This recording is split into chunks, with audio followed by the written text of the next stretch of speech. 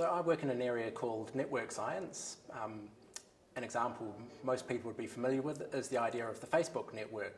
So you've got the people being dots or nodes in the network, and then they're linked up by their friendships.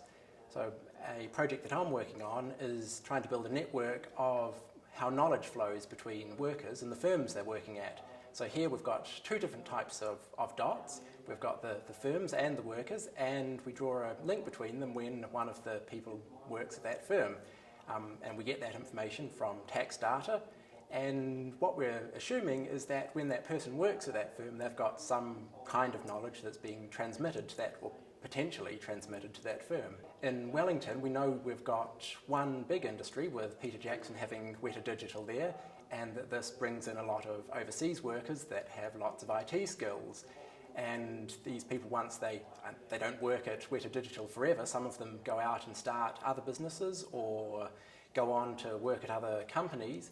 And so we'd be interested in things like, is having Weta Digital in Wellington pulling knowledge into Wellington and then spitting it out, and does this show up in Wellington and make Wellington perform better economically in one particular sector, namely the IT sector?